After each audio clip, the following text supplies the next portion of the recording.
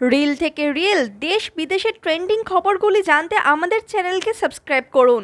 আমরা যে খবরগুলি তুলে ধরবো সেটা কিন্তু অন্য কোনো চ্যানেলে খুঁজে পাবেন না। Hello viewers, welcome back to the new episode of my channel. আবারও সোশ্যাল মিডিয়াতে ছেয়ে পড়েছেন কঙ্গনা রানাউত। এবার নতুন কোনো ইন্টারভিউ নয়, তার এক পুরনো ইন্টারভিউ নিয়ে নতুনভাবে কটাক্ষের সম্মুখীন হচ্ছেন তিনি। তার পাশাপাশি ভাইরাল হচ্ছে যুবরাজ সিংয়ের একটি ভিডিও। সেই ভিডিওতে এক বিদেশি নারীর সাথে ঘনিষ্ঠ হতে দেখা যাচ্ছে যুবরাজ সিংকে।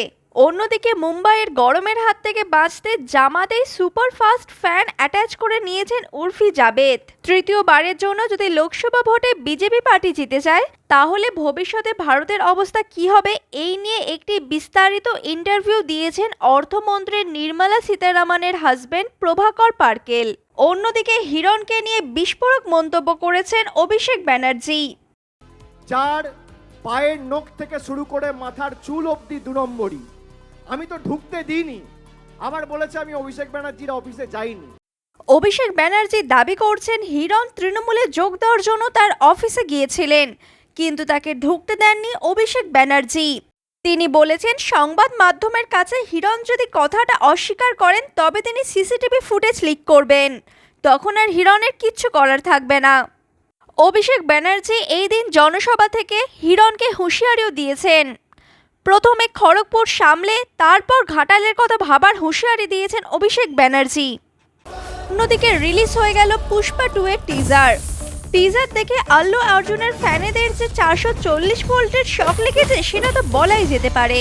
যারা যদি এইভাবে গায়ে কাঁটা লেগে যায় তাহলে ট্রেলার কি হবে। খুব নিশ্চিতভাবে আল্লু অর্জুনের এই লুক এবং এই টিজার সবাই খুব পছন্দ করছে। টিজার রিলিজের মাত্র 5 ঘন্টার মধ্যেই 11 মিলিয়ন ভিউজ ক্রস করে গেছে। কংগ্রেস সাংসদ তথা হিমাচল প্রদেশের পিডব্লিউডির নেতা বিক্রমাদিত্য সিং কঙ্গনা রানাউতের একটি পুরনো বিফ খাওয়ার ভিডিও নিয়ে ট্রোল করেছেন কঙ্গনা রানাউতকে। তিনি বলেছেন হিমাচল প্রদেশ দেবতাদের স্থান, এটি একটি হিন্দু অধ্যুষিত এলাকা, এখানে বিফ খাওয়া মানুষেরা ভোটে দাঁড়াবেন সেটা মেনে নেওয়া যায় না। কঙ্গনা রানাউত 2024 নির্বাচনে হিমাচল প্রদেশের মান্ডি থেকে ভোটে দাঁড়িয়েছেন, আর তার প্রতিপক্ষ হিসেবে কংগ্রেসের তরফ থেকে দাঁড়াতে পারেন বিক্রমাদিত্য সিংয়ের মা প্রতিভা সিং।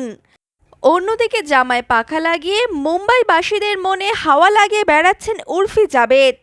এত গরমে উর্ফি জাবেদের নতুন ড্রেস, পাখা লাগানো ড্রেস, চলুন দেখে নেই সেই ড্রেসের কিছু ভিডিও এবং দর্শকরা উর্ফি জাবেদের এই ড্রেসকে কত রেটিং দিয়েছে সেটাও আমরা দেখে নেব।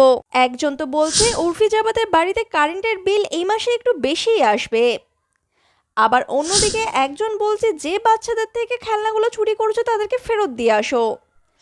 আবার কেউ কেউ বলছে উর্ফি জাবেদ তো সমাজসেবা করছে। অন্যদিকে আবার এক বিদেশি নারীকে চুম্বন করছেন যুবরাজ সিং। কি ভিডিও দেখে তাই মনে হচ্ছে না? না, যুবরাজ সিং এর মতো দেখতে হলেও ইনি কিন্তু যুবরাজ সিং নন, ইনি একজন ফরেনার যাকে দেখতে বলতে গেলে 95% যুবরাজ সিং এর মতো।